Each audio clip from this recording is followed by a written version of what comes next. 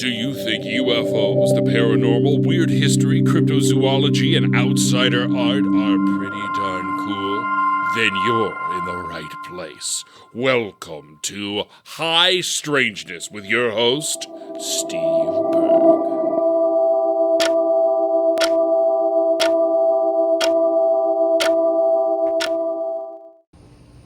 The video version.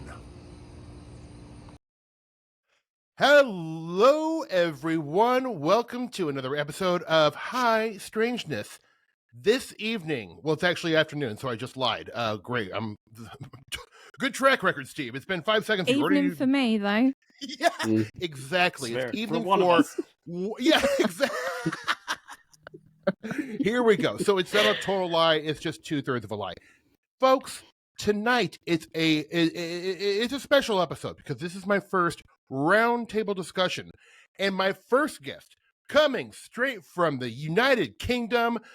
It is Emily Louise. Emily is the greatest human being on this planet. She has this incredible YouTube channel called Weird Reads with, why are you laughing?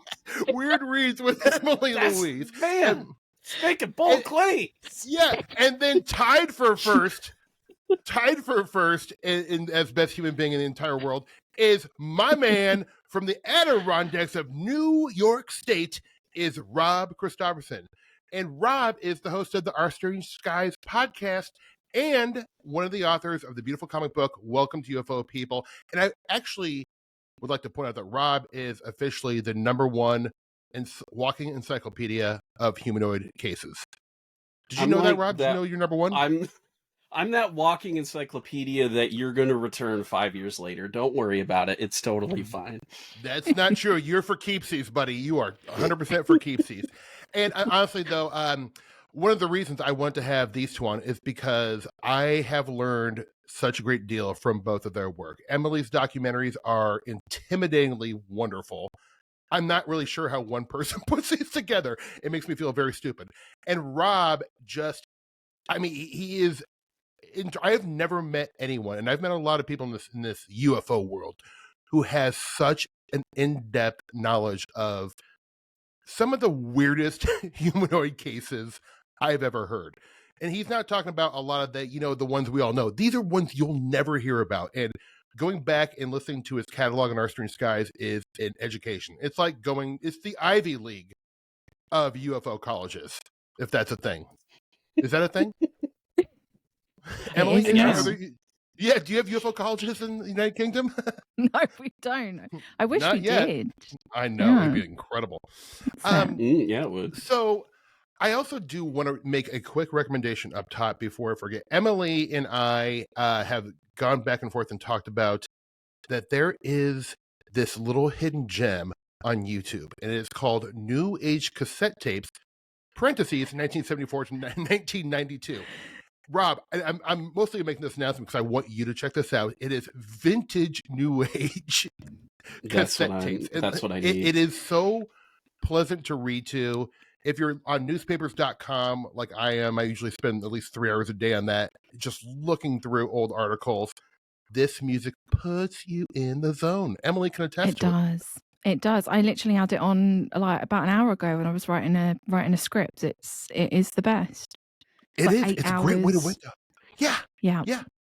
And I love how much you love it. I love how much of an advocate you are. New Age. Well, I am, because it's really like I've been searching for the proper ambient music, and when somehow the algorithm fed me this one day, and I'm like, "Ooh, I love the title, 74 to 92. That seems like a sweet spot for the New Age," and it doesn't disappoint. I cannot recommend it enough. I'm going to link it in the show notes for everyone. You should. More people need to know about this. We need to get more people onto. Also, the YouTube channel Sounds of the Dawn, which is what it's uploaded on. They upload like new cassettes every week. What? Yeah, the channel that's got the New Age cassettes. It's got all you got to go through their back catalogue. Really? Because I just listened to this 8-hour one over and over again. I had been for months. You can create your own 8-hour New Age cassette. Get out of town. Yeah. That is, look, I mean, the world is crazy, but then you find out something like that, and it gives me hope. Rob's Yeah, like, absolutely. Build what the the Bear hell? doesn't have shit on that, you know? Yes, you're exactly right. So Yeah. what I thought I would do with these two genius buddies of mine is I would kind of like to focus on cattle mutilations, but more even focused to that, kind of like around the Dulce, New Mexico area. And first, I just want to ask y'all's permission if I can go from this point on refer to them as cat mutes, Yeah. Yeah. just to save myself a couple syllables. Mhm. You know, like I have a list, so you know, always trying to cut the syllables out. So Cat mutes. I love that. yeah, It does cat sound mutes, like you you're know? mutilating a cat. Yeah. Right. Well, I've heard, Yeah. I've heard Christopher O'Brien interviewed, quite a few times about cat mutilations. He's always talking. He calls them mutes. But Yeah. Yeah. obviously he's a professional in the field, so I haven't earned the right. So I wanted to ask. Well, I mean, it complements the Bigfoot ripping cats in half that Linda Moulton Howe really goes on Yeah. about. So I think, we're in that True. ballpark, which is great, which is a very Absolutely. interesting ballpark that I have ventured in one time before, and I didn't find my way out. And that's fine. I'm stuck here. I don't know how to get out. Somebody save me, please. Is this a cry for help? Mm. Yeah. Paul, Yes. what? Yeah. Seriously, somebody's gotta have the key. Gosh. Well, it's interesting you brought up Linda Moulton Howe because she plays quite a hefty role in the old cat mute situation. Maybe we should Mm. just go ahead and talk about Linda Moulton. So Linda Moulton Howe, Emmy winner, regional Emmy winner, which Regional. Emmy winner. Regional. Let's just get this out of the way. it's regional, which I'm not trying to Also be for a jerk. sound. For Yes, sound Thank you. editing. Yes, sound editing. Thank you so much, because I actually just found that out about a year ago. Because as long as I've been hearing about Linda Moulton Howe, going way back to when I was a kid listening to Art Bell, first off, she never forgets to bring up that she went to Stanford. Second, she always talks about her Emmy Award. Then, like a year ago, I found out it was for sound editing, which she had nothing to do with. It's very similar to what's his name? He's got that UFO show on YouTube. Is it like Matt something? I want to say like his name's like Matt Ford or something like that. It's called The Good Trouble Show, but hasn't he got like an Emmy? But he got it for lighting. He's like, I'm an Emmy Award winner. Lighting. Yeah. I mean, it's basically like, the moment you hit that New York Times bestseller list, you're a New York Times bestseller for life. It doesn't matter, how well it's sold. If you're basically, barely on that list, you're there. That's you can so exploit that. Bizarre, because like I feel like in most in the entertainment world that I've worked in, if you're like nominated or win an award, if it was for like something you had nothing to do with, you don't say I won the award. In what world is she? I mean, I don't know, and maybe I'm wrong. Maybe she is this genius like sound editor on the side, and she did, like David Lynch. She's an auteur and had her fingers in every little piece of the pie. How dare you put Linda Moulton Howe and David Lynch in the same sentence? I know. I feel like I just gave myself an ulcer. Like. And not only that, for a documentary that way overused that synth, like really just pounded that synth into your brain. Yeah, and I will say, I mean, to be in all truth, like I like that documentary. I think it's good. Probably the best one done on cattle mutilations, maybe, but that might be the only one done on cattle mutilations. So the competition is not that stiff. But one thing that I and like if I am disappointed that got left on the cutting room floor is all David Perkins stuff. Apparently he was interviewed a ton for that documentary, and to me, he like basically followed her around, I believe. Yeah, right. And like to me, David Perkins was kind of like the guy who like was really doing the most boots on the ground work in this era, and that she cut him out is so weird to me. Yeah, I mean, you would though, wouldn't you? If it's you wouldn't. I'm saying in her case, rival researcher. You don't want to give other people credit, and you're ultimately piggybacking off of their work. Somebody with that type of Oh, I need to be careful what I say. I'll get too sassy even at the beginning. But maybe somebody who's you just gotta let that fly. Just let it fly. It's fine. That's true. I'm always what worried are they gonna about do? libel. You're over in the UK. What are they gonna do? So you've seen the state of our libel laws over here, Rob. I'll end up in a debtor's prison. Look, it's not like you're going head to head with Sean Manchester or something. Like, Oh God, yeah, that's true. He's a wild ride. But she, if you are kind of like piggybacking off of a researcher's work, then to put that researcher in your documentary, if you were an ethical person who actually, cared about promoting researchers and, like community and whatever, you would extend you'd be like, I've got a platform, I will highlight this person's work. But if you're, like I said, I feel like I'm repeating myself, but if you're piggybacking, you're obviously going to, basically, right. I'm saying, ripping people off. Yeah. Right. And that's so true. And I don't ever recall, like, coming across an interview or a piece of writing from David Perkins where he was like, this is aliens. He mostly kind of what he kind of, as far as I know, kind of came up with that was that these were tests being done by, perhaps the government, but it was all downwind of nuclear testing areas, which I think to me makes the most sense. They're testing the meat supply going out into the world.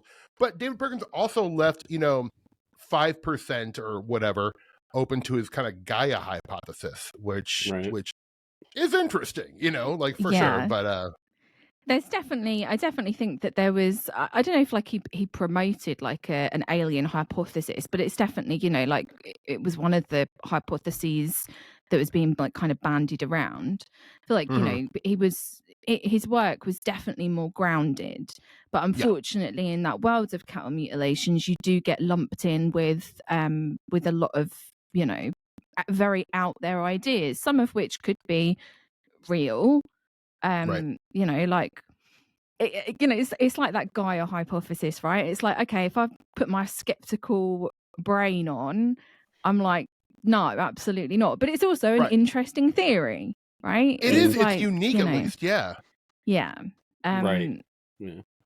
But for the most part, what I've seen from him was, like you're saying, that there was a very big correlation of between cattle mutilations and nuclear testing, and like being downwind from nuclear tests. So that was mostly kind of like his theory. Right. And it does seem that Christopher O'Brien, who was kind of a colleague and, close, I mean, they worked together for a long time. That seems to be where O'Brien has kind of left off. I think he's like a lot like Perkins, where he thinks most of it is definitely testing from what you just said. But he also does leave kind of that like 1%, 2%, 3% truly high, strange, bizarre. And I don't think O'Brien ever like says what he thinks it is. I don't think he's like, oh no, they're aliens, but no, it gives like multiple different things, because that's like ultimately it's like an unexplained mystery, right? It's like, yes, you could say with like probably a lot of surety, you know what I'm trying to say, that the majority of them are like quote unquote natural causes, right? A lot of them look mysterious, but when you really start to investigate them, they aren't. But there are some that are even I think even Christopher O'Brien says that himself. He's like, out of the majority of cattle mutilation cases that he investigated, the most of them you can explain. And you can say, that was like a predator, or it died a natural death, and then, something happened to it. And the mutilation is, some sort of like natural thing that occurs with wildlife. But there are like a very small percentage of these cases that are like incredibly strange. Like, like the Snippy case, for example. That's like hella bizarre. It is a real weird one. And that is, that's kind of a perfect example, I think, the Snippy case, where it's one of those where it's like, I mean, look, if I'm a betting man, it's hard to bet that it's something high, strange, and weird. But that is definitely a case where I'm like, I don't really know what's going on with that one. That is definitely a mystery, I think. Rob, somebody fucked up that horse. Like, there's no... Yeah, somebody fucked up that horse. Yeah, Rob, that's I've heard. it. Yeah, and I kind of, I heard you guys, Rob, on your show, you did a wonderful episode with Emily where you guys kind of did break down some of the, cattle mutilation cases. And I feel, and I can't remember exactly because it was a while ago when I listened to it, but you had some interesting thoughts on the Snippy case. Do you remember it all? Can you recall what you said 5-6 months ago? I recall what I said from like almost a year ago. A year. I know. I'm so sorry. No, it's all. I mean, there's a lot of weird stuff. Like, like the interesting stuff that was going on in that area is like there were people that were reporting miniature UFOs like in the area, like but they weren't like UFOs. I think they were like miniature planes or something like that.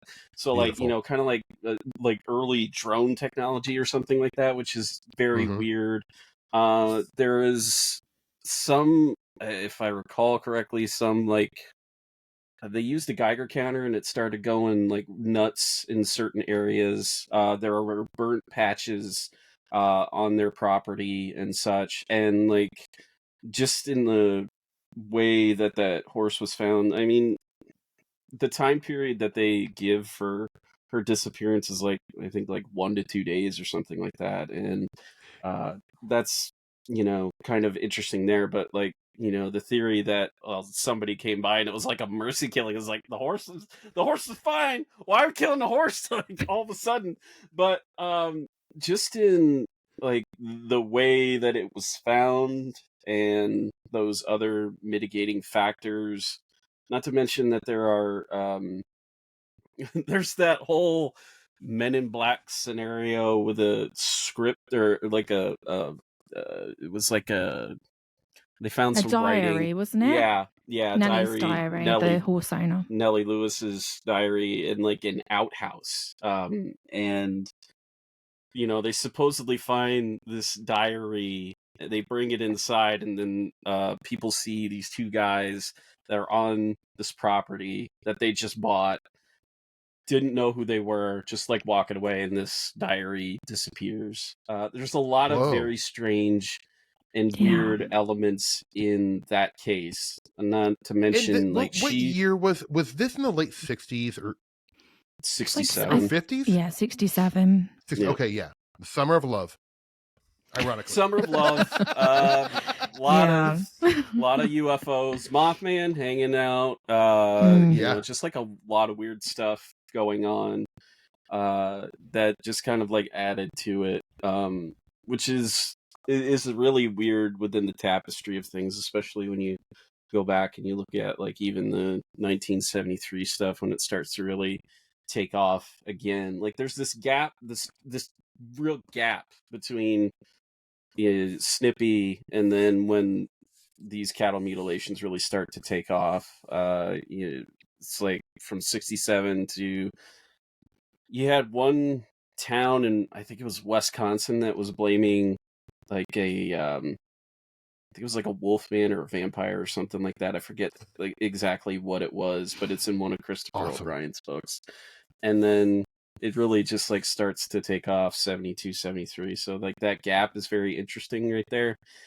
And you can't overlook like the politics of the time, especially around agriculture, because there's like a lot of stuff going on. Like the reason that we have so much corn in everything is because of the Nixon administrations, because of Earl Rusty Butts, the Department of Agricultural head, who's just like gave incentives to farmers to grow corn like crazy, to the point where it's literally in everything now. So you've got that going on.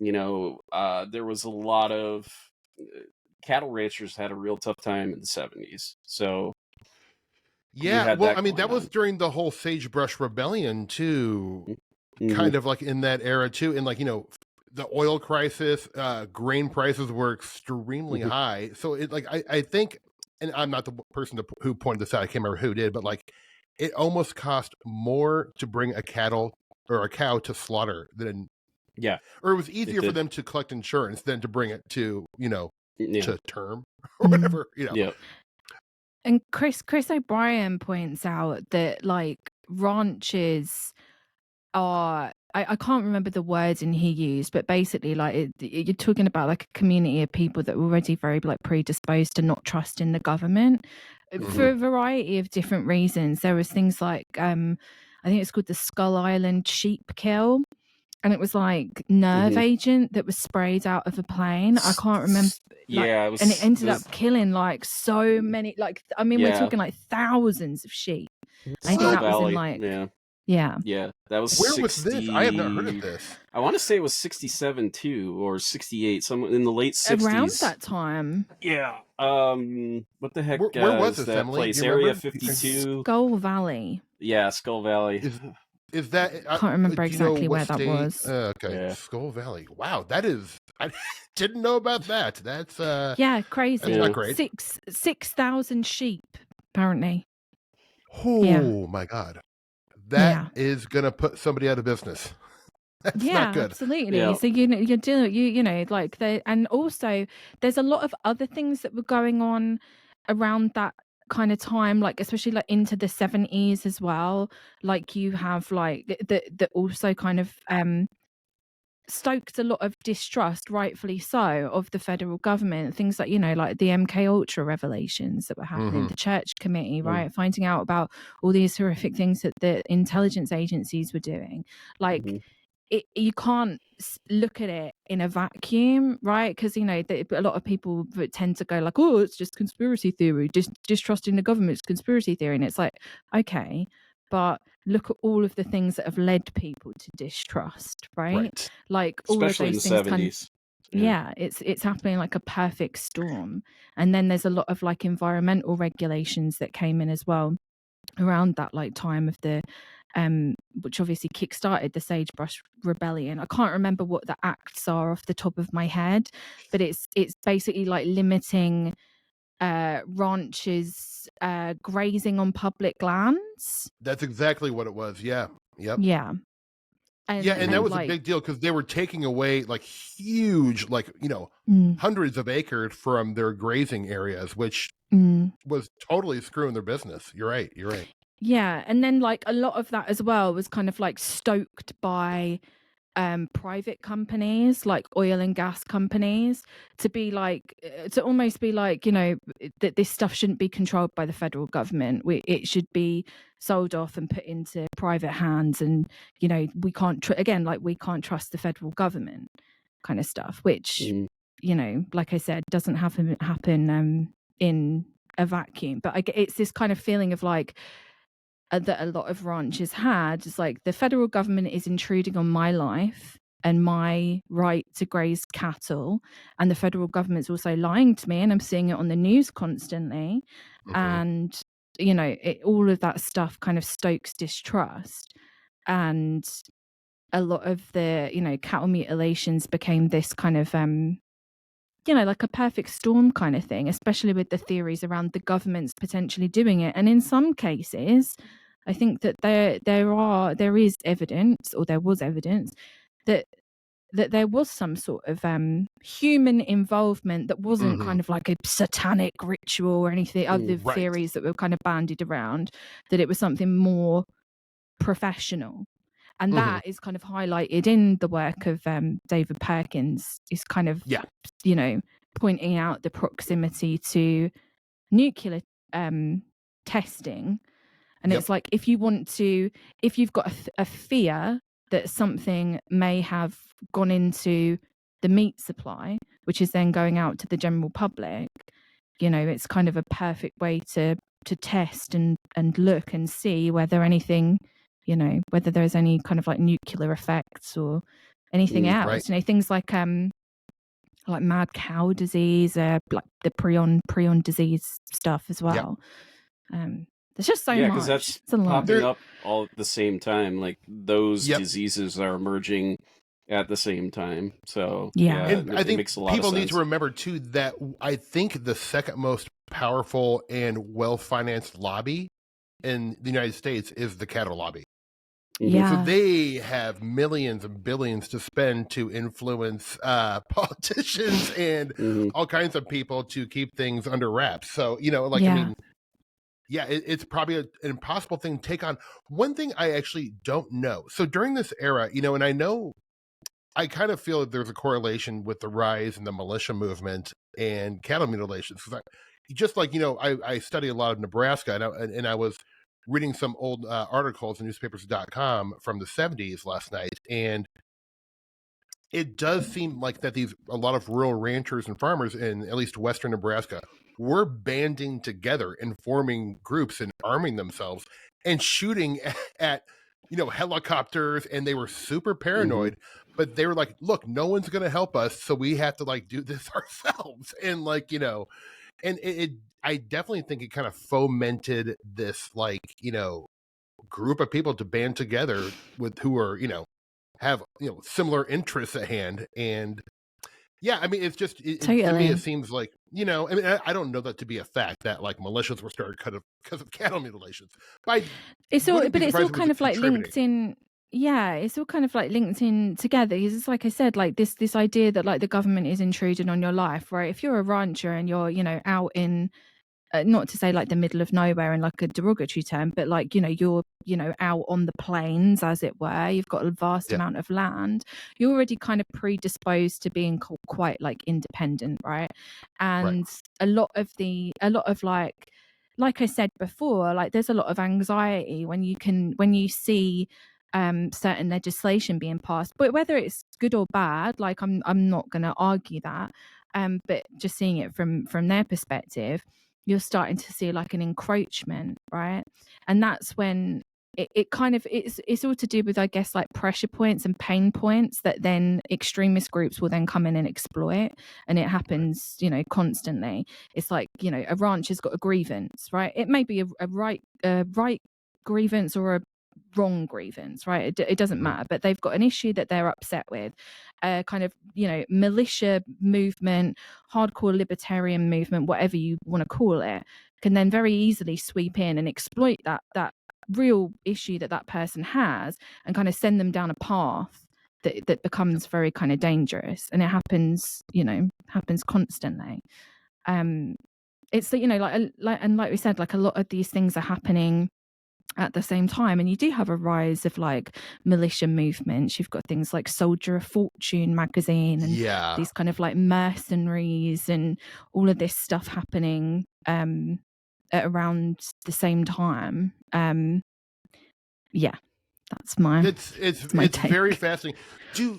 Rob, Emily, do you either of you have an idea what was the kind of most popular theory amongst the ranchers? And I know I mean, in this kind of wave of cattle mutilations didn't just cover New Mexico. It was in Colorado, western Nebraska, parts of Kansas, Montana, just kind of a lot of the western states where they're known for cattle ranching. But was there ever a sense of what these ranchers kind of thought? Did they think it was the government doing it, or did they think it was satanic cults, or did they think it was UFOs? Or is it just kind of all over the place? So you kind of have a smattering that is all over the place. You have the UFO people who want nothing to do with this, and at every turn they try to dismiss it. There was I forget who it was. This guy in Minnesota did an investigation. He talked to a couple of prisoners that tried to blame it on a cult. So you got the cult aspect, the satanic aspect of that coming out, and then you have the government. I remember reading in one thing, it was either saucers, Satanists, or the CIA. So that's the best way to put it. That's awesome.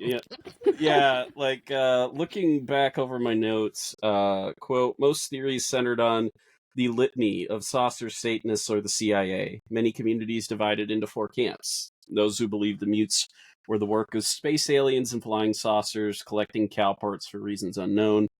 2, those who felt bloodthirsty cultists were responsible. 3, those who thought that some branch of the U.S. government was responsible, perhaps clandestinely testing chemical and biological weapons. And 4, those who were certain that these so-called mutilations were the work of common predators such as coyotes and buzzards. But that's the thing is, with this particular topic, because it's such a melting pot of different things, it's not easy to pin down. So you can just blame it on everything you know whatever you want to think about, and I think that's what's led to this like intrigue and mystery is like you can't easily pin it down. So you could just Right. describe whatever you want to it, and then you've got like Chris O'Brien, and you have David Perkins talking about like this idea that like, hey, we used to sacrifice animals to gods. What if this is, kind of the gods doing it themselves, and like that kind of idea, which is hilarious and terrifying to think about at the same time. It's like, well, if you're not going to do the sacrifices, I'll do it for you. That's like, kind of like almost like a James Shelby Downer type situation. It's almost like the king killed 33 of exactly. cows. Exactly. I think from the belief that it is the government, I think that goes back to at least the 50s, because when you go that far back, and like and when Truman's getting into office, like I was recently reading David Halberstam's book, The 50s, and it starts out with like this pointing out of the fact that Republicans just lose all the time from like the 30s all the way into the time that Eisenhower gets into office, and then after that, they're really pushing this idea of going after commies in the United States, really just like pushing that as hard as they can, and then this all morphs over time into the fact that the government, there's evidence now that the government is finally betraying people in the 70s, because it's not just the stuff that we talk about, but you've also got the Frank Olson stuff that comes out in the 70s that really doesn't look good. What is that? Do you mind describing that a little bit to me, Rob? I'm not aware of that. Yeah, so the Frank Olson stuff, Frank Olson worked for the CIA, doing mind control stuff, that they were with MK Ultra and stuff like that, and it was found that he was killed, definitely, and that a lawsuit came forward in the 70s from his family. The guy that jumped out like the window, right? Is that this? Okay, it's like the church committee, and there's the CIA heart attack gun, all of that kind of stuff that came out during the church committee. Yeah, not only that, you have Watergate going on, which for a guy that had like universally won over both sides is the most pointless fucking exercise in history. Like, you really needed to break into the DNC to fucking do this when you were literally the candidate that everybody wanted in the first place. It is the dumbest move. And the second dumbest move is the fact that the dude had mics everywhere in the White House and like everywhere. So like everything's got, audio and stuff. So like, you just like have this melting pot of starting also, out like, with post Vietnam as well. Yeah, right. Like, yeah, it's a lot of like disenfranchisement. Yeah, deep sense of paranoia. I'm wondering this, and I just kind of occurred to me, like, has anyone? I mean, and look, this is getting a little bit conspiratorial and paranoid, but good. Good, right? That's where it gets fun, I think. But since Rob, you were mentioning, and Emily, that there was such a smattering of theories on what was causing this, you almost wonder, like, if there was like the cattle mutilation version of Rick Doty spreading some of these things. Like, oh, hey, FYI, it's a satanic cult. Oh, no, you know what? It's extraterrestrials, just to confuse the situation even more, because having it be a smattering of theories definitely benefited whoever is behind this, There's one I've got like a kind of, it's not really a theory, it's more of like just an idea just based on what I read, but it kind of goes back to the sagebrush rebellion stuff. And kind of I kind of mentioned this in the one video that I've done on Dulcie about like how just like how do I phrase this? I see, this is the problem. I haven't like formulated my theory properly. So when I try to talk let's about work it I out get all, here. like, We'll I work it out. trip over myself. But essentially, like, you've got these cattle ranchers that are increasingly paranoid. They don't trust the federal government. You've got Ronald Reagan that comes in and he says, I'm a sagebrush rebel. I'm part of your group. I don't trust the, he's becomes the government. He's like, oh, I don't trust him either. And at the same time, because of the Sagebrush Rebellion, they managed to sell off a whole lot of public lands for like what they quoted in one of the news articles that I read as like fire sale prices. So basically, because they didn't want the federal government to own these lands, they managed to like sell them off to private companies. And my theory, I guess, when I was reading it was, would it not be kind of like easy for private companies, oil, gas, whatever, to come in and stoke, that paranoia, be it with cattle mutilation, spreading the stories around, even, like, because it really wouldn't take much effort to go into a couple of fields and mutilate some cows to make everybody paranoid. And that also ties back to other like psychological operations. You look at people like Lansdale, forgotten his first name. Is it Edward Lansdale, who did like the vampire psyop? Oh, the Charles, or yeah. I know. I think it's Edward Lansdale. And he drained the body of blood to kind of like make people in the local area think that there was a vampire, like playing on local superstitions. If cattle mutilations has become like a local superstition, right, in certain parts of the US, it's become like a kind of folk story almost. Right. It wouldn't take much to orchestrate a cattle mutilation to kind of like play on that fear, right? Like I'm still working on it. I'm still letting my theory cook. Like where you're going with it, though. I mean, I feel like that's as good as any, though. I mean, any theory, though, really. And one thing that, I mean, I feel like you have to take into account, whether you think this is something high strange or not, but they were finding a lot of the same chemicals too with these cattle, and I can't remember exactly what the name of the chemical is. It's some sort of nicotine like hydrate, atropine or something. I'm sure I've got it written down somewhere. Right, atropine. But, yeah, maybe that's it. Tranquilizing drug. See, this is the thing I found, right, with that, because I heard that as well. But also that is found, atropine, they said it was a tranquilizer, but it's also found in a toxic plant called Atropa belladonna. So it could be a case of like, and that would be in like in the area, could be a case of like cattle has actually just ingested it. So like they found it and they've been like, oh my God, it's atropine, but it may just have come from a plant that was in kind of the vicinity.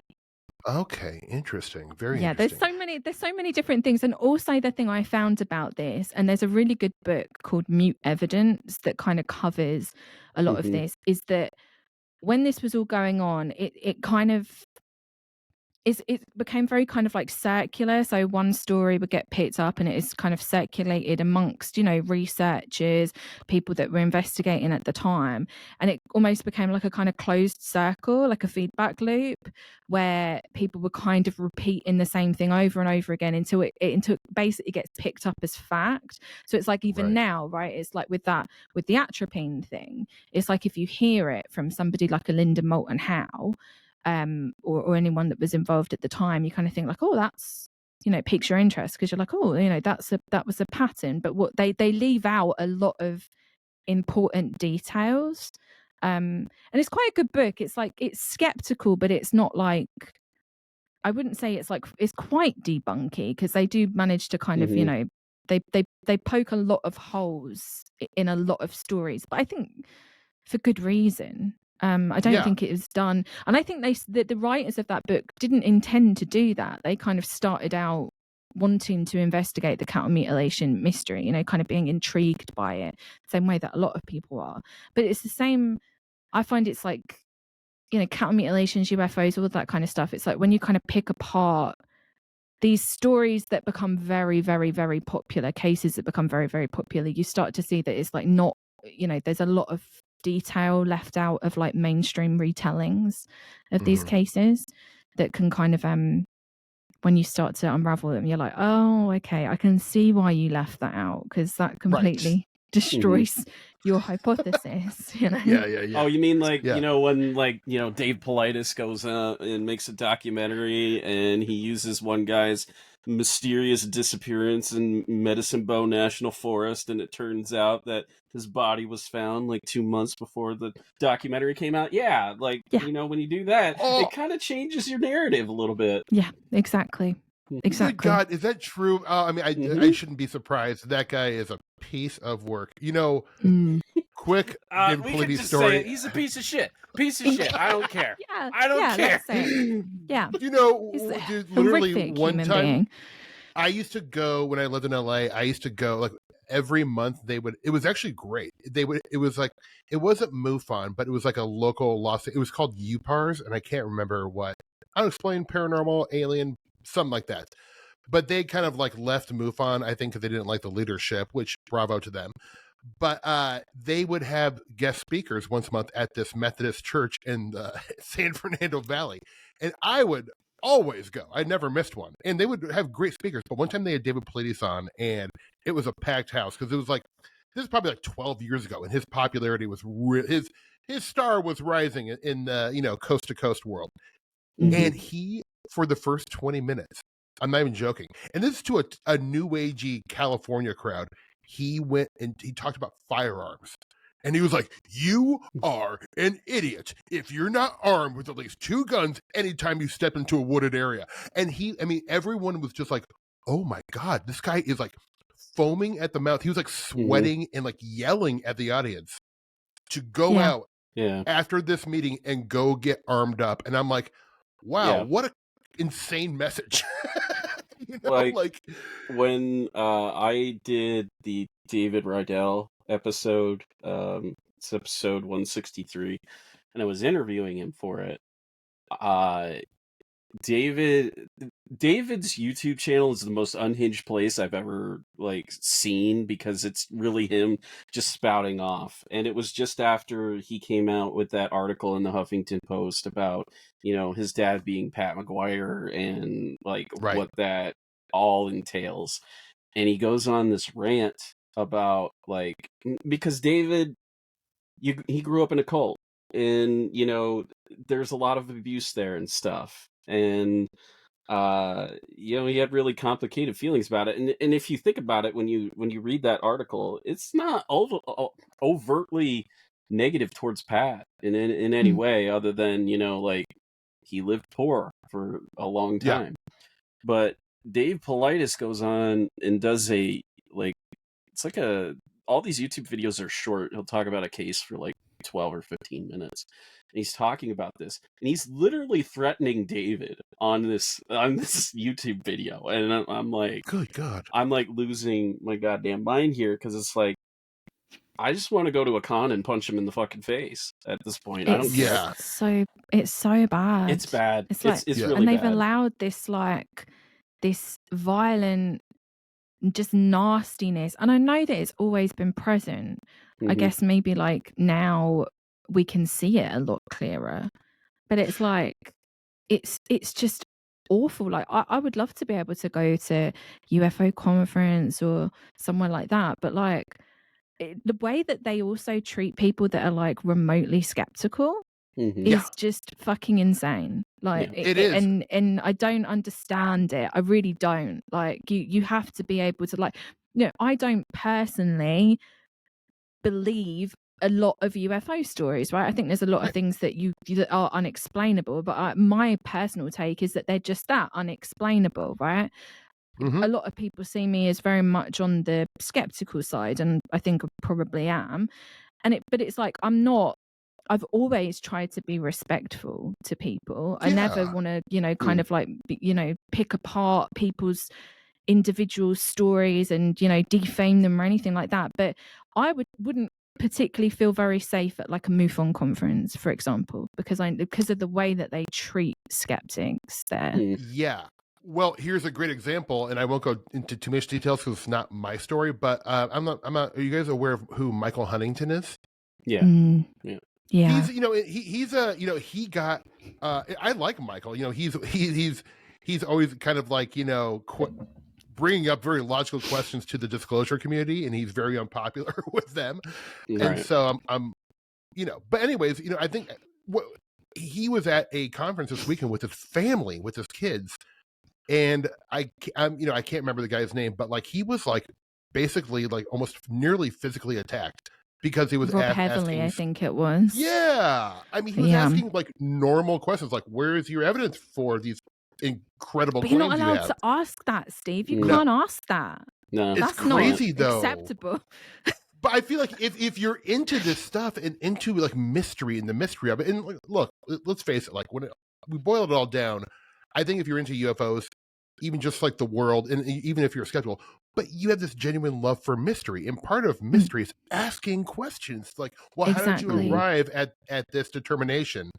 And when you were so offended and feel like you're being attacked when people are asking your questions, when you're making these big claims, I mean, it's just childish. It's Totally. and scary.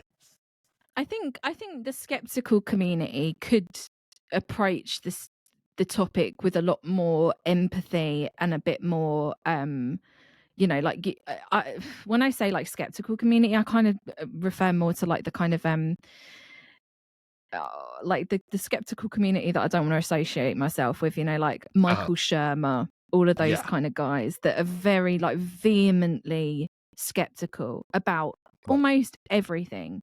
And they they go to some quite awful places and tend to treat people with a lot of disdain.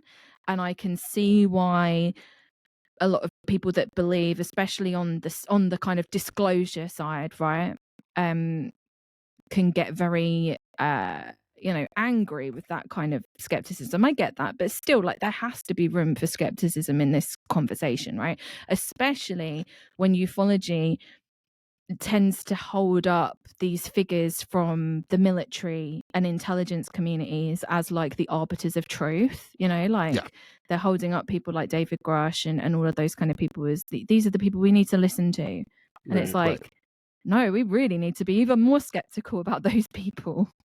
I could not agree more. Yeah.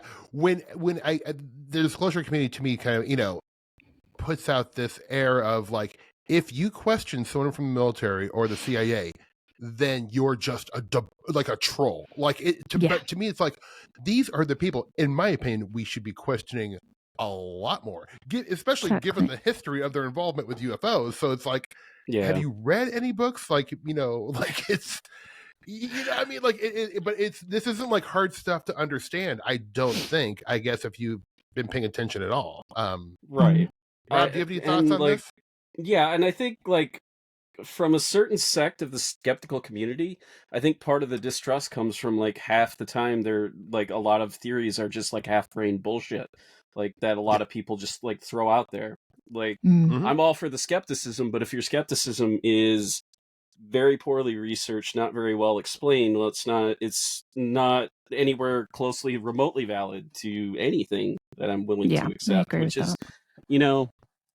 that's been there since, Donald Menzel. It's been there since Philip Klass. It's always been there. And I mean, Klass has always been, I think he's always been like touted as this like guy who is like a cut above a lot of people in terms of the skepticism, but his skepticism was very lazy.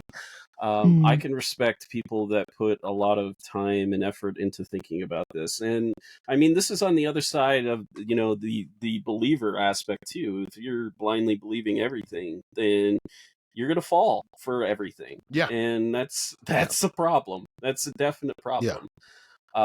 Because it's led us into this incredibly toxic, like, I don't even want to be part of this community anymore because it's so toxic half the time. Like, on both sides, I will say on both sides, like the people, even on my side, like, it gets so goddamn pedantic sometimes when like, I love it when I get challenged on the stuff that I present, because like I've put out there, there was one time when I think we released the Welcome UFO People issue for the Valensole affair, and everybody talks about the lavender field there because it's like right there, but like the dude also had a vineyard. So I'm being questioned as like, are you sure? Like, I thought it was a lavender field. Literally brought up a sketch that shows that the lavender field is right next to the vineyard. I'm like, what are you People guys don't doing? people don't read though. That's the No. problem. It's like No. and I totally agree with you. It's like skeptics. If you're coming into this as a skeptic, you need to try and read as much as possible, and that also means reading from both sides. Yeah. Exactly. And that's what true skepticism is, right? Like skepticism should be a good thing, and it should be a thing that like everybody has, even if you believe or not. Like to have that skepticism inside of you that is like, I can look at both sides of this story and use my like critical thinking skills to try and like ascertain what the truth is by comparing both sides of this and then like picking things apart. Like that's a good thing to have. I'm not saying that you have to be like critical and like not believe everything, everything and everyone, but like especially in this community with the amount of like disinformation people, clout chasers, hoaxers, grifters, like you have to have that skepticism, or as Rob said, you are going to fall for every single person that comes in and tells you XYZ thing. Yep. Like you're just going to end up like down a rabbit hole that is very, very hard to get out of. Right. And I do think that, like, even just like personally, like, I grew up kind of like, reading a lot of trashy UFO books, especially that were like kind of like basically, reaffirming my love of the, UFO core story, kind of that, Area 51, Roswell, all that kind of junk. But as you read more, one of the greatest things to me, I love that. The more I read about UFOs and Forteana in general, the more skeptical I become. And it's not in a negative way. It's just, for me, it's very like, it feels good to me to go, oh, well, this, narrative about UFOs I love so much was total BS and made up by, Rick Doty or one of his handlers, I remember, it's like when you read Mirage Men or Project Beta or Saucer Spoofs and Kooks for the first time, which I think everyone should read those books who are, skeptics and believers. Like they're just important historical documents. It can be jarring at first. You're like, wait, no, but I love that story. This is what got me into UFOs.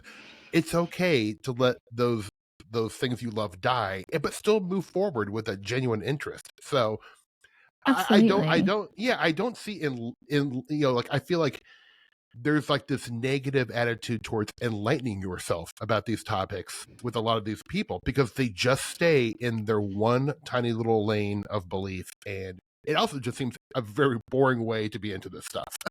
Well, like Totally. the weird thing is about this particular topic is like it's not just the fact that people are believing in aliens and stuff. It's very religious in the way that it runs through everything because it is you have to ascribe belief to it. Right. In most cases, like that's how people see this, is like you have to ascribe belief to it. But I think the thing that a lot of people overlook is that it's also a very interesting culture, however you want to slice it. Because like you can have like reverence for a story like the Domston Blobs and acknowledge that it's a hoax. It was exposed as a hoax.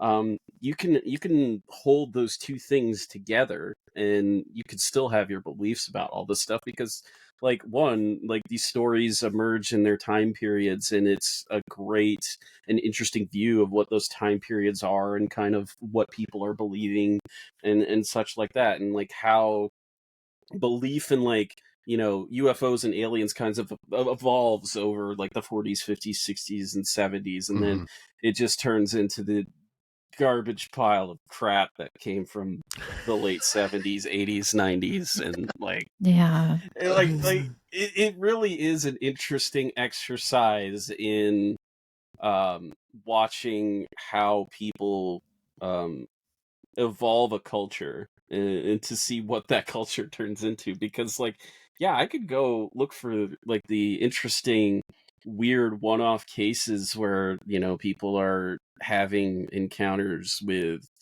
I think one of my favorite cases is there's a woman driving on a road near Niagara Falls, and she sees a UFO, and she sees these like, it's like they have like 6 legs, these kind of like slug-like entities or something like that. It's like, give me that stuff all day long. It's like, I don't need to believe it, but it's fun. But Yep. especially in like my research, the one thing that I've found, and one thing that just rings true to me is like the stuff that you know that I consider genuine, you know, the stuff that I consider interesting is countercultural to everything else going on or in and around this community of like your main staple stories that get paraded over and over again, you know, your Betty and Barney Hills and your such, and like you have these really obscure one-off stories that run counter to like this main shaped narrative, you know, especially when you look at abduction accounts in the 80s. I don't trust them. No. You know, regardless of what I think of the investigators at that time, which I don't think highly of many of them. I've talked about that repeatedly. And even, you know, I like John Mack. I have issues with his research and such. Yeah. But his books are fun. They're very fun. They are. Abduction is a very fun book. Yeah, they are, and like the fact that he put a lot of credence in Credo Mutwa, which for those that don't know Credo Mutwa, he is this Zulu shaman who has allegedly been abducted by aliens. He allegedly peed on an alien too, which is you know, even more interesting. But the thing is he was heavily wrapped up in. Sorry, that's amazing. Please allow me to laugh for a second. Stories like that. I'm good for stories like that. I was trying to keep it together, not break. Yeah. No, FYI, he also peed on an alien. Yeah. Self-defense. Like, I mean, that's the thing is like, there are those people that take this seriously, and then there's me who will read a story about these 3 guys in Venezuela. 2 of them are an industrialist, and one of them is a well-known gynecologist. They go to a horse breeding facility, and they're standing around talking about the economics of horse breeding when a UFO shows up, and these really tall aliens like are beamed down, and they just start like having a Q&A about the planet that they're from. What the hell is that? That's what great. The hell is that? I don't know, but I read about it. But yeah. like, yeah, it just runs like countercultural to like the stuff that's going on, and like maybe I'm searching for some like truth behind something, but it is just I think people forget how nuanced this topic can really be, because you know if you don't want to dive in and see like how weird it truly gets and how just like absolutely hilarious it really is. Like there just aren't enough funny alien stories. Like, you know, give me aliens that like keep stealing a woman's nightgown. I just like that's fun. That's hilarious. It is fun. No, I agree. And like, you know, my good buddy AP Strange, like he says, he's like, look, he's like, I'm not saying I believe these stories, but the stories are what matter. They entertain me. And I'm like, I hear you, man, because like, you know, like if you read a John Keel book, one problem with Keel, like I do love John Keel books. I've read every single one, some multiple times. There is no, I mean, I shouldn't say no, but there is almost no sources for any of these stories. Never. And that is kind of problematic. Like he literally could have made up every single, he literally could have made up every single story in every one of his books. I think that John Keel was the one that also said in one of his books that that Snippy the horse actually was hoisted up in the air on some kind of device and then dunked into a vat of acid, and that's why all of source on that either. No source.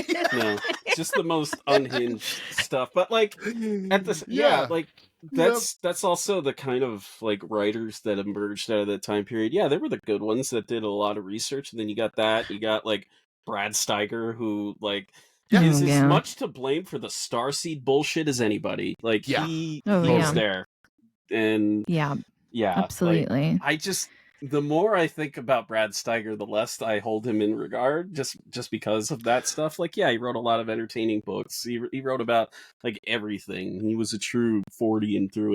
And then that Starseed shit with his wife. It's just like, oh god. Yeah. That stuff that's problematic stuff. Mm-hmm. It is. Hey, before, I'm gonna veer back into cattle mutilations and kind of the first. I just want to mention though, Emily, if you're interested in the Ducle Base, which everyone should be because it's such a big part of UFO lore, Emily, I don't know how long ago, maybe 6 months ago ish, released Feels a like a two-part year. series. Maybe it was a year, but it was sometime fairly recently released an incredible, thorough, like Ducle Base history, including some of the cow mutilation stuff that's definitely tied in. But it is so unbelievably good, and I think everyone should really know about the Ducle Base thing because so much of the UFO mythos of the 80s and 90s was derived from that. So I will link that in the show notes if that's okay with you, Emily, because I feel like Of course. if you don't know what we're talking about, you should definitely watch this, even if you do know what we're talking about. That was supposed to be like because weird actually, it's like me and Rob both at the same time started like covering Rob on his podcast, and then me on my YouTube channel started talking about like 80s ufology at the same time, and we're kind of like covering the same topics. I made a couple of videos on it, and I was like, I'm gonna do this whole big thing on 80s ufology. I'm going to MJ12 and all that kind of stuff. And I made that video, and I was like, I don't want to ever do this again. It's like, and my boyfriend was like, I warned you. I told you that it was going to be like this. If you started talking about MJ12, you're going to burn yourself out. It's load of. It was like you could sum it up in one video, load of fucking nonsense, and then just move on. Like, yeah. Like immersed myself in it so much that it burnt me out and has burnt me out on the whole topic. So I've kind of put that whole project to the side for a bit, and I'm like, I'm going to start going back to my roots, New Age cults. A lot more easier to understand. So, like, here's what I'll tell you, because, like, I think we both started doing that because we saw what David Rush was doing, and it's like, okay, if you're gonna parrot this old stuff again, let's retread it. Let's go back. And here's what I'll say: like, Emily's video, like, because you re-released it as one long video, which is great. It's a great examination of Ducle. If you want like a lot of the other stuff, I think it's episode 162 that I did, it kind of complements it really well because it goes into all the other stuff, because like there are interesting other areas to this. Like Keith Wolverton's stuff is very weird. It's and he was very skeptical through and through, but he was covering the mute stuff in Montana, and I'm pretty sure Montana is the only place where they allegedly found a cult site, although, like, I've had, occultist friends look at it and they're like, this looks like it was done by a child. So, it's just, like, all weird stuff. But, like, yeah, those two complement each other really well. And, yeah, the thing is, like, I'll just say it. This is the topic that made me want to stop podcasting. Yeah. I'm not podcasting. Exactly the same right now. Exactly the same. I had a huge pause of making videos. I was like, I'm fucking burnt out on this shit. Yeah. This is driving me insane. Yeah. Well, it's so convoluted. Oh my god. If you look at it, it's I if you count it all, I did 5 episodes on this. It started with Snippy, did the cattle mutilation stuff, did the Pat McGuire story. I did the episode with Emily, which is great because it just kind of encapsulates all of that madness. Like we really just went nuts on that episode, and then I did an episode of Adam Go Rightly, and I was like, I'm done, guys. I'm done. Yeah. I can't do this right now. Well, I will say, as a fan of your show, I loved those episodes. Thank you. Things I can totally, like, I haven't dug into those areas like y'all have, but I can see how that would be pretty mentally fatiguing. But also, I will say it's important work, because I do think those episodes are incredible, Rob, and I do think those documentaries you made about Ducle are incredible, Emily. And like, with your permission, would love to include those in the show notes, because I think they'll be a Of good course. companion piece to this. But it is one of those things where it's like, yeah, this is unsavory stuff, but I do think it is important to highlight. Definitely. It burns you out. And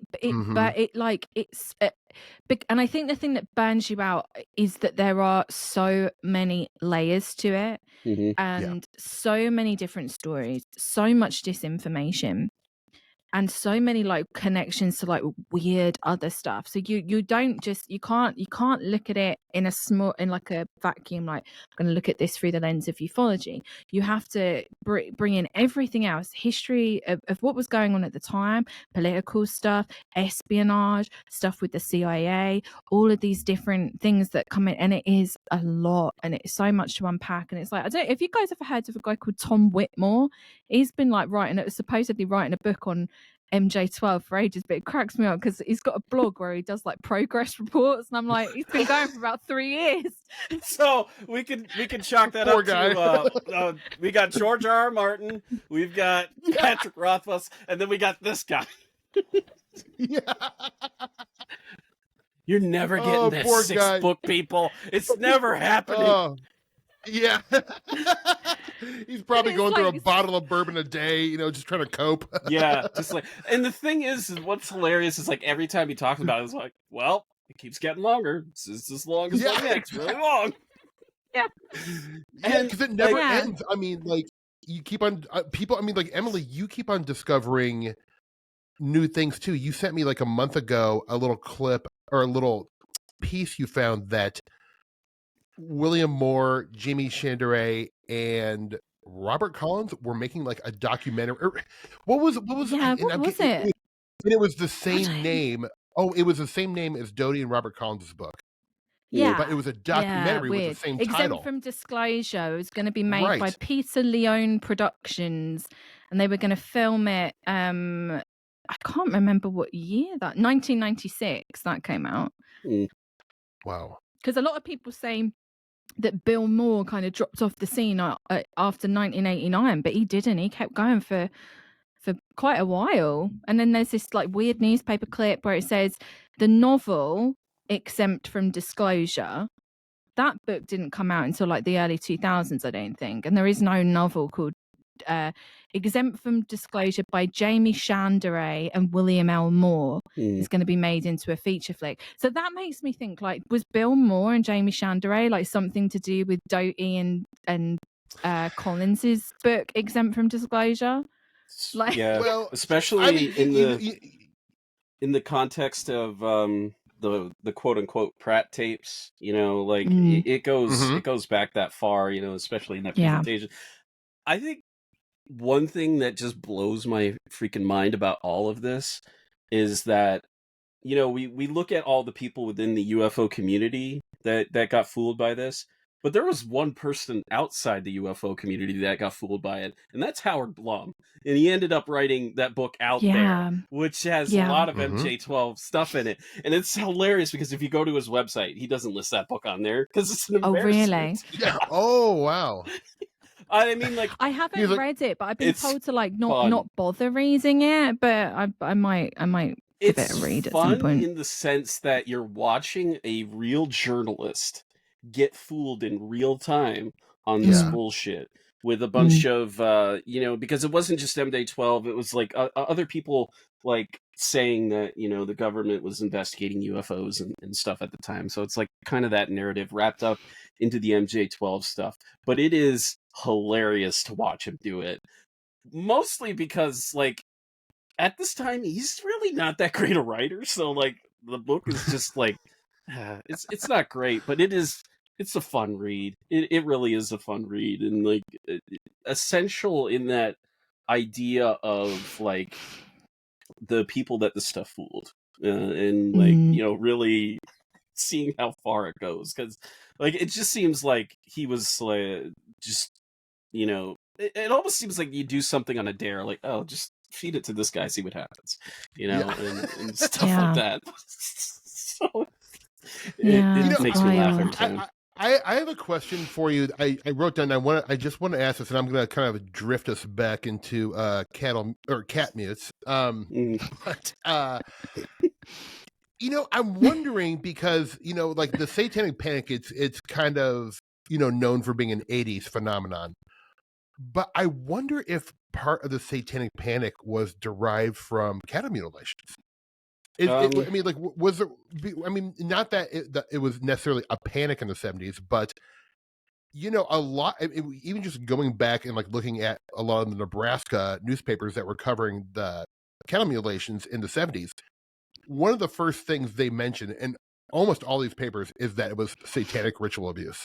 You're right. Yeah. And I'm wondering, and that leads in, that's kind of mid 70s, 74, 75. And then that kind of leads nicely into the early 80s where, they were shutting down daycares because they thought like the daycare workers were all like, involved in ritual abuse and all that bullshit. And I'm wondering if maybe potentially cattle mutilations were the catalyst for the panic. No, I don't think it was necessarily cattle mutilations that were the catalyst. I think it played a part. A lot of the catalyst to this is books like The Exorcist, books like Rosemary's Baby, and stuff like that. It comes out of that culture because if you read Grady Hendrix's book, Paperbacks from Hell, it's really great. It gives you a kind of history of like that kind of literature, like the birth of modern horror literature. And the three books that kind of propel it are Rosemary's Baby, The Exorcist, and a book called The Other. And from that, you get this era of like books that are scarier than The Exorcist and stuff like that. But there's like a lot of satanic crap in it and stuff like that. So you got that floating around in like the paperback community and stuff like that. And I think that gives it more exposure, especially The Exorcist, especially after the film was made. From what I recall, The Exorcist wasn't selling well until William Peter Blatty appeared on, I think it was the Dick Cavett show. And it was like just a brief thing on the Dick Cavett show. And after that, that thing becomes like a bestseller. I recently read that book, and I will tell you, it is not very good. It's not. Really? For one, it's not very scary. It's not as scary as people make it out to be. Secondly, it's like a third person omniscient narrator, and it's very weird when you're trying to sow elements of doubt in your story and you have this third person omniscient narrator. It just becomes very repetitive at times. It's like, you told us that it's this demon, and yet it like you're trying to sow doubt. It doesn't really work. But like the success of that movie really propelled people to write about exorcisms and crap like that. So you got Malachi Martin, who comes out with Hostage to the Devil in the mid-70s. Boy, here we go. Malachi Martin, everyone take a drink. You know where Blatty used to work before he became a writer? Yeah. Psychological warfare. Yeah. Oh, really? Mm-hmm. Yeah. Oh, man. Makes you wonder. And I believe he wanted to enter the seminary at a certain point. I think that's where it kind of started for him before he moved off into other things. But if you listen to the audiobook, though, the audiobook is read by him, and he sounds like a battered priest reading it, which is like the only saving grace of that book.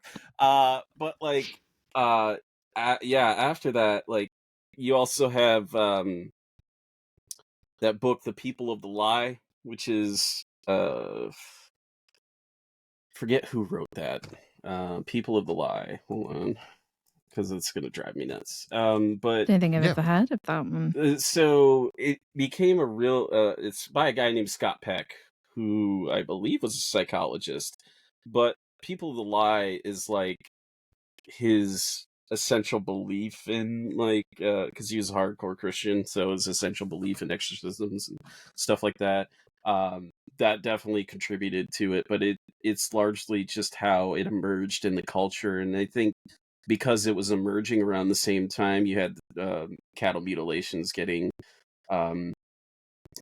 pushed together into that. I think a lot of things did. I remember the 80s talk show circuit and how just troubling it was. Like, I remember watching episodes of Oprah with my mom about this stuff, and it's like, what the hell? This is terrible. Even as a kid, you're like, I don't know, man. yeah, basically, I mean, it was a time where my mother really instilled the fear in me that I was going to be kidnapped at any point. Yeah.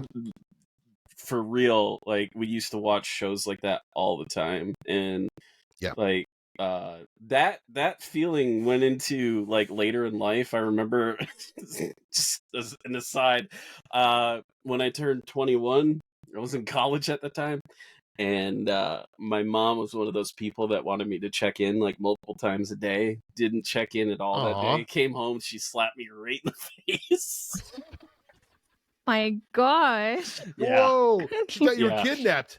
Yeah, basically, that fear was there, but whoa. That time period became a melting point for a lot of that stuff. But the paperback culture, man, I'm envious that I didn't live in that time period, because there's some banger books that it's great to see them being reprinted now, because Grady Hendrix published that book, and you can get the idea of all of the stuff that they were publishing in the 70s and how extreme it went to. It definitely contributed to the satanic panic that would eventually emerge in the 80s. If you're lucky to live anywhere near a half price books, they always have a great selection of paperback bangers. My god, I have gone crazy in half price books. Most of my bookshelf, which you can see behind me, is from half price books, and I just ferry them across to England every time I go. It's fucking ridiculous. The last time I went, which was in January, I came back with 43 books. It's like a whole suitcase. Been there. Yeah, so you just take an extra suitcase, an empty suitcase with you. Basically, yeah. Mm-hmm. That's amazing. I don't think I have a half price books in Omaha. Oh man. Oh man, I'm that sucker paying full price. I have nothing in this town. It's too small. It's too small. I mean, they barely have rocks. Well, they barely have bookstores, anyways. I mean, they're they're hard to come by. Let me. Closest one I think is Lake Placid. Oh wow! Which is 45 minutes away from me. So yeah, it's worth the trip. It is every time. Worth it. It's worth it. Getting kind of circling back to cat mutes. This is a question I have for both of you. And I feel like you two are the ones who may have an answer, but so cat mutilation started occurring in the 70s, around Dulce, and Gabe Valdez, he started if I'm not 100% correct on this, he was investigating the cattle mutilation stuff kind of when it was happening in the 70s. Mm-hmm. But I do wonder why Rick Doty and the AFOSI, or whatever it's called, chose Dulce in the Archuleta Basin to kind of propel this big Dulce base hoax. Do you think it was because there was already the cattle mutilation phenomenon there? So, there's already kind of this weird stuff happening there anyways. We might as well put it in Dulce. Why do you think Dulce was chosen? So Paul Benowitz, before he ever had an encounter with Rick Doty, was an APRO field investigator, right? Mm-hmm. Aerial Phenomena Research Organization. And these cattle mutilations were making the local press. Somehow, I can't remember it off the top of my head, he gets in contact with Gabe Valdez. And in the late 1970s, this is before he's ever even met Rick Doty, he's going back and forth from his home in Albuquerque up to Dulce. It's a good couple of hour drive, and kind of investigating with him. So before Rick Doty ever gets involved with Paul, and before Paul goes up on his roof and starts filming things above Kirtland Air Force Base, he's already actively involved in the UFO world, and he is already in Dulce, kind of investigating these sightings, because there've been UFO sightings up there cattle Okay. mutilations up there. So he's very much immersed in this world. And then when there's a big cattle mutilation conference in 1979, because the issue has kind of become like such a big thing in New Mexico, he's also there as well, which is, you know, Gabe Valdez is there, and some Emily, people put forward. was that the one in Crestone, Colorado, kind of like that famous Linda Moulton Howe was there with John Lear? No, that's the Perkins? 80. That's in like 83 or something like that. This is the 1979 Albuquerque cattle mutilation conference that was held by, but like kind of like Harrison Schmidt, who was like the senator. He kind of lobbied for it to happen, and it tanked his career by him in a way. Yeah, kind of sponsored by him in a way. It tanked his political career. That's what happens when you sponsor a bloody conference. You have people like not Jay Allen. What's his name? High Tech, something like that showed up. Not Hynek. I don't know. It was the Hertak. That's it. Oh, okay, yeah. Who came in and started talking about fucking Andrea Puharich and channeling the Nine and all of this kind of stuff, you know, at the cattle mutilation conference, which obviously went down really well. But there was lots of people there at that conference. You had David Perkins there. You had Tom Adams, who I don't know if he was publishing Stigmata at the time, but if not, it was right around the corner. You know, the only cattle mutilation zine. They said that every UFO mutilation kook in the world was there. They were like a bunch of wild Einsteins, but with no common sense. Yeah. They said it was the strangest, such a brilliant quote. The strangest collection of weirdos ever assembled in New Mexico. Which is saying something. That's a glowing review. Yeah. Right? It's saying something considering Roswell, yeah. Yeah. Right. Yeah, exactly. Here's another question I have. I think Rob, you mentioned this in the episode with Emily, and I'm just going by memory. But Myrna Hansen obviously plays a role in the whole in the Dulce, you know, mythos and cattle mutilations and whatnot. But you actually kind of put out the claim that you weren't even sure if Myrna Hansen was even real. Yeah, like that's the Do you remember thing. saying like, that? Like, do you mind kind of one of you just, you know, I'm going to volley it to you, but like, do you think one of you could explain kind of the Myrna Hansen and the importance of even like the meme of what she, you know, experienced allegedly? Yeah. So Myrna Hansen is this woman who claims that aliens abducted her, and not only that she was abducted along with cattle, a lot of experimentation going on. And I forget how she gets on to Paul Benowitz's radar, but he ends up sheltering her, like he's trying to protect her from these aliens. And you have, at the same time, Leo Sprinkle coming out to do hypnosis regression sessions in his car that is covered in tinfoil to protect her from like the aliens, you know, because they can telepathy and stuff. And they do multiple hypnosis sessions inside of this car.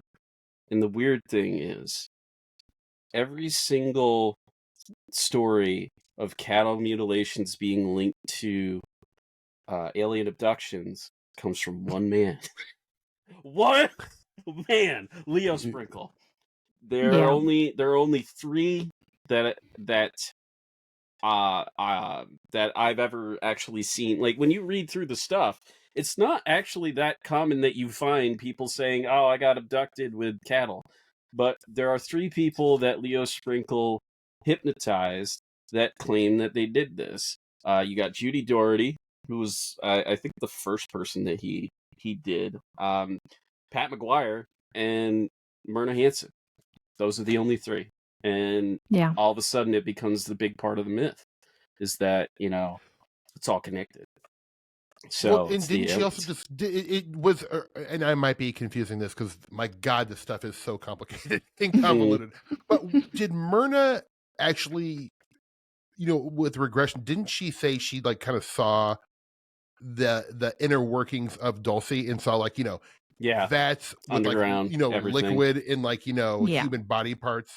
So, I mean, it really, is that kind of the genesis of the mythos of Dulce, is Myrna Hansen? Yeah, basically. Yeah, that's somebody we're not even sure was even real. Well, I think that she probably did exist, and my only reason for thinking that is that Krista Tilton, who later became, claimed to be an abductee and had also claimed to be involved in Dulce Base. She said that she spoke to Myrna Hansen, and apparently Myrna Hansen was very kind of like, and it's the thing, right? Like, if she does exist, I can understand her hesitance to not really want to associate with people. If she has been through, like hypnotic regressions, if she had, and this is kind of like an important point, right? Is that even if I might not necessarily believe that UFOs had anything to do with this, I think that in a lot of these cases, especially with cases like Myrna Hansen and others, you are dealing with people who've experienced something, right? And there is a trauma there. And that is very real. Doesn't matter whether you believe it's UFOs or anything, it's very real for the people that are involved. And because she's been through kind of like this hypnotic regression, and also like knowing what we know about the UFO community, I don't really blame her for like being a lot more secretive, especially because so many people have supposedly come after her. Like, this comes from Rick Doty, so take it with a grain of salt. But apparently, Clifford Stone tried to go up to where she lived and tried to get her to come to a UFO conference, and a lot of people have like pestered her and hounded her over the years. I don't think anyone really knows where she is now, and she obviously doesn't want to make herself known. There is like, I can't say for 100% certainty that she did exist, right? Because you can't really find much record of her, whether or not she used a fake name or something like that. Right. I don't necessarily think that Krista Tilton, when she says that they were in contact together and they kind of, shared stories and experiences, I don't necessarily think that Krista Tilton's lying about that. Could be a case of like different identity, trying to be secret, they used a different name for her, because especially when you're dealing with trauma and stuff, you might not want to be using your real name out there. Yeah, for sure. That's understandable. I mean, did and this is like UFO gossip, but did Krista Tilton and Tom Adams get married? Was that? Yeah. Didn't they come? She also married Wendell Stevens as well. Oh, what? Yeah. That's right. I forgot about that. So. Yeah, interesting. I mean, she's a very interesting character. I've got a lot of empathy for her. There is obviously trauma there, things that people have experienced that can kind of lead people to these kind of communities, and So I've got I've got a lot of empathy for her, and I think no matter if her story is real or not, like, it was very real for her. Right. Yeah, that's my. Can we just make one note here and like and it just dawned on me, Emily, you look like you're in like hiding right now, just like the way that you're. Do I? Yeah, it's just like adding to the ambiance right now. I just want to put it's apropos. And I also want to say, I just noticed that you have a Liberty Bowl sweatshirt on with a Kansas Jayhawk. That's my alma mater. I went to college. Oh, really? There. Don't ask me what any of this means. No, it's my boyfriend's hoodie. It's not mine. Did he go to the University of Kansas? I don't think. No, I don't think so. Okay. I thought it was weird. I'm like, wow, you're wearing a sweatshirt in the UK with my college on it. I'm like, this is odd. That's strange right there. Yeah, no, that's the strangest thing about all of this entire thing. I am freaked out. I don't know what the hell to do. Is this a psyop on me right now? Yeah. We're doting you, man. You're getting Benowitzed.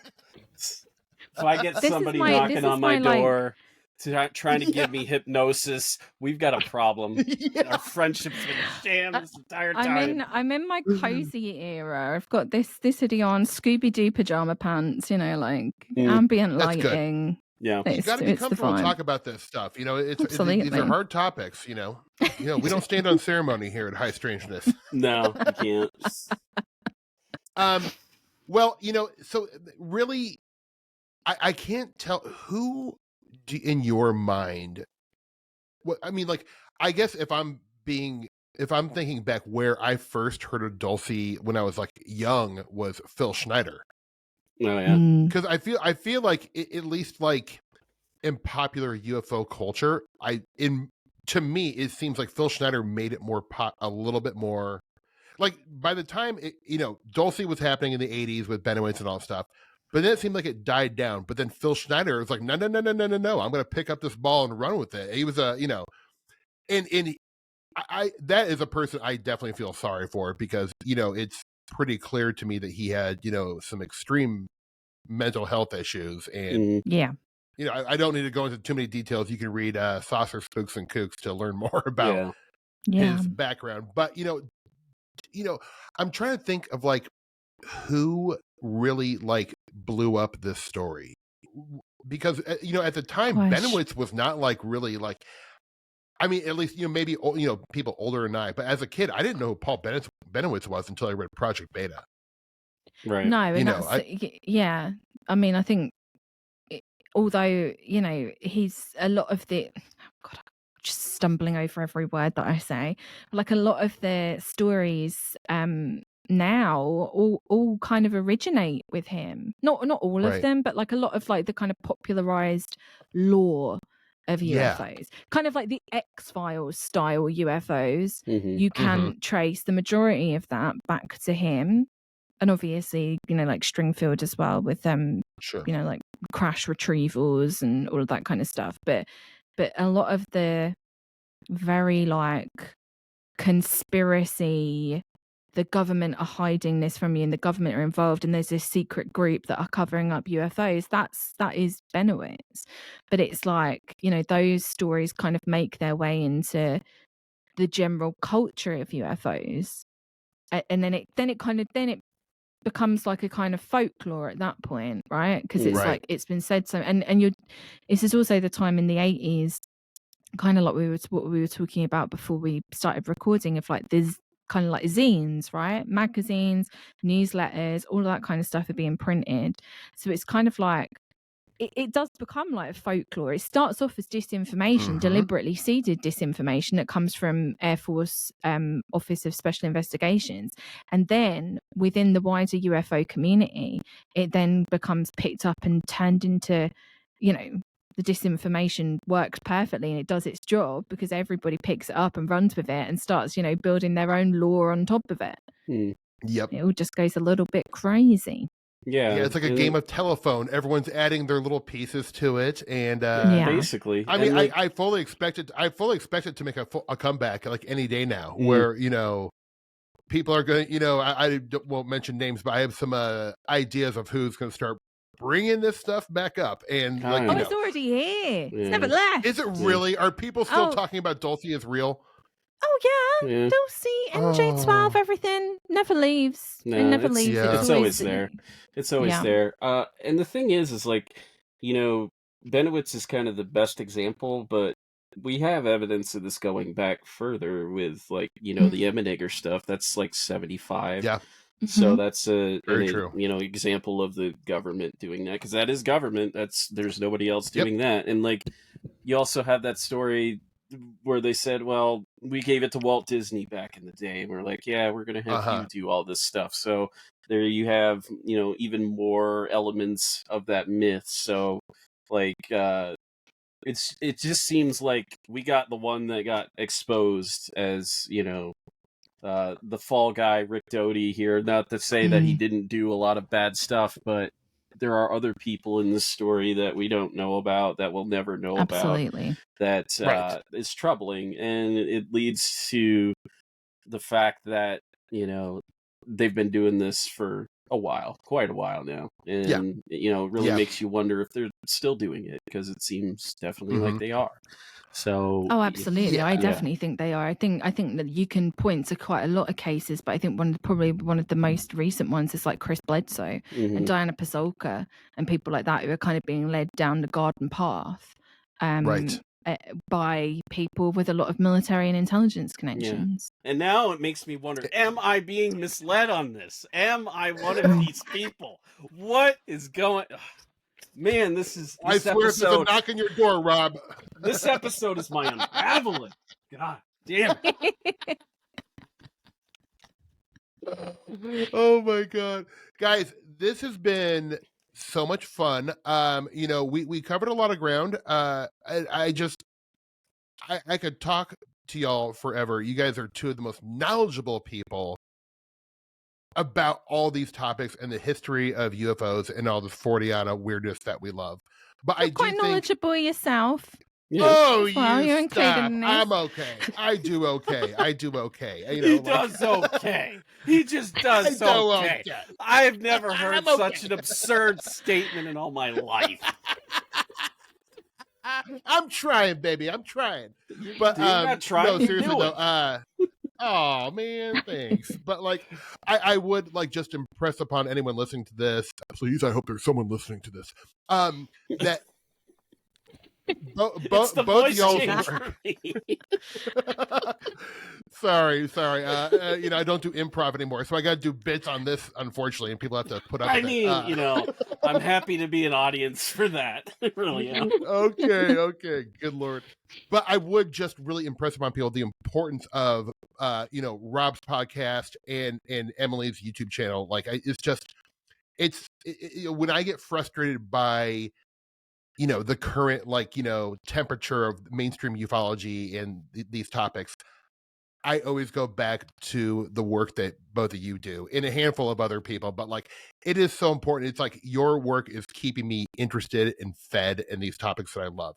And you take real honest angles with it. You're not just putting out bullshit. I think I love UFOs. I love UFO ephemera, and I think it's really important to give it a good power washing every once in a while and kind of get the grime out, And I would also compliment Erica Lukes and Jack Brewer, and a lot of this stuff is hard for people to kind of consume at times, but I do think it's important to look inside of yourself and question some of the things that you've read that you loved.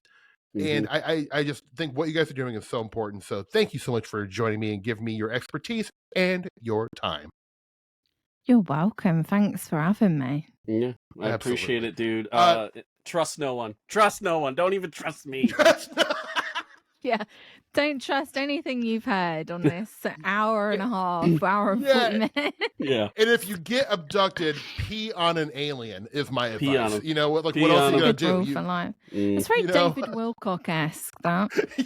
Yeah. You just ruined it, Emily.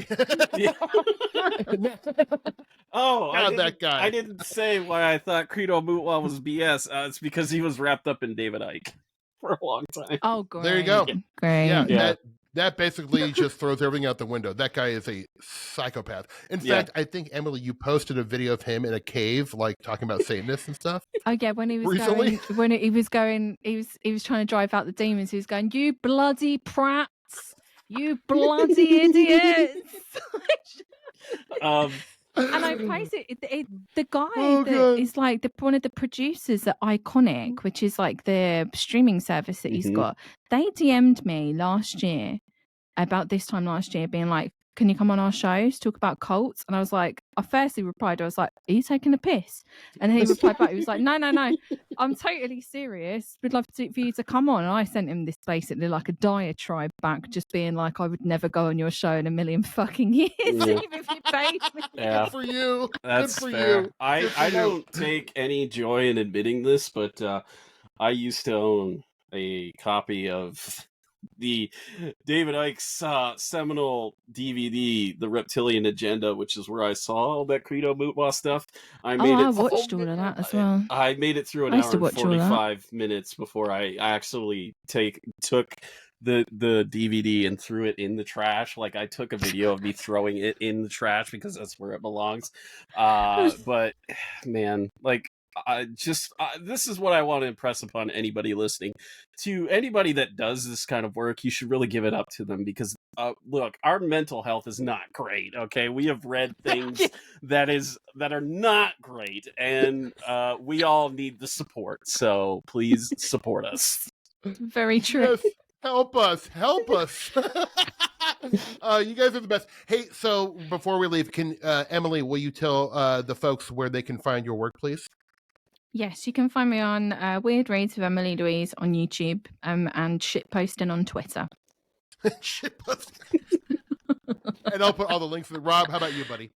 You can find the Our Strange Skies podcast on some mysterious diskette that you will find in your local library in the basement. You really got to go down and you got to talk to, I think his name is Jimmy, but I'm not really sure what it is in everybody's town. Is Jimmy still working there? Yeah, Jimmy's still working there. Yeah, I'm on Twitter if you want to bother me, at your UFO guy, spelled YER UFO guy. I hate that I have to do that because I thought it was cheeky to do that, but I gotta, mention that. If you want to listen to the Our Strange Skies podcast, it's going to be a while before there's any more new episodes, but you can go do that anywhere that you want. And if you want to read a really cool webcomic about aliens and stuff, go check out Welcome UFO People. It's on Instagram and Twitter. And you will find all the links in the show notes.